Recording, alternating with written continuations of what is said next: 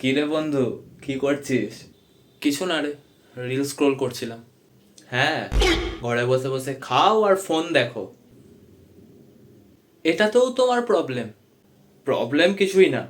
তোর বাবার তো কুবেরের সম্পত্তি আছে, আর তুই তো আবার নবাব পুত্র। ধুর, সকাল থেকে মুডটাই পুরো বিগড়ে দিলে।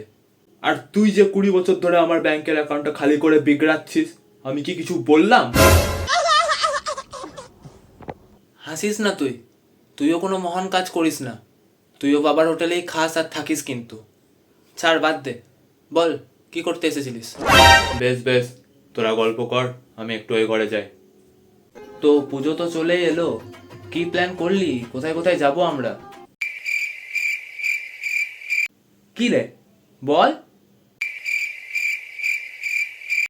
কি আজব রে, কি রে, শুনতে পাচ্ছিস না নাকি তুই? শুনতে সবই পাচ্ছি, বলে যা, কি বলবি? তো উত্তর দিচ্ছিস না কেন? তো বল, পুজোর কি প্ল্যান? হ্যাঁ, পুজো আসছে ঠিকই, কিন্তু পুজোতে তোর সাথে আমার কোনো প্ল্যান নেই।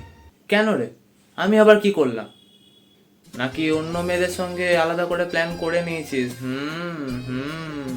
দেখ, বাবা একেই মুডটা খারাপ করে দিয়ে গেল। তুই আর কাটা ঘায়ে নুনের ছিটাটা দিস না কিন্তু। তো বল না, পুজোর কি প্ল্যান? প্রত্যেক বছর তোর সাথেই প্ল্যান করি, তোর সাথেই বেরোই, দিয়ে তুই তোর গার্লফ্রেন্ডকে নিয়ে ঘুরতে চলে যাস, আমি একা বসে থাকি। তাই এই বছর তোর সঙ্গে আমার কোনো প্ল্যান নেই পুজোতে।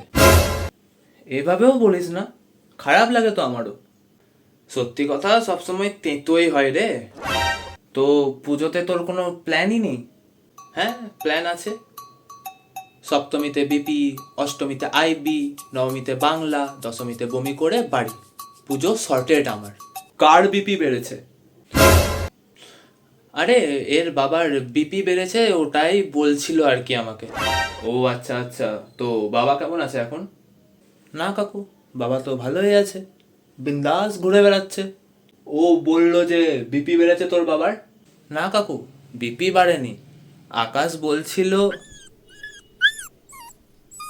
ও পুজোতে আমার সাথে বেরোবে না, দিয়ে পুজো 4 দিনই নাকি মদ খাবে। এবার কুরুক্ষেত্র শুরু।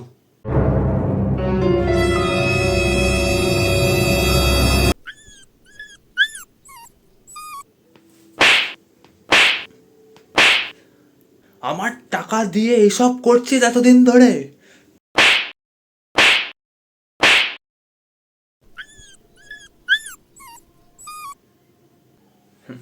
আমার সাথে না বেরোনোর ফল।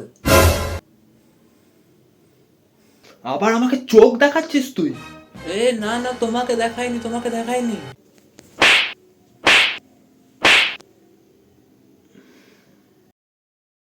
Game over.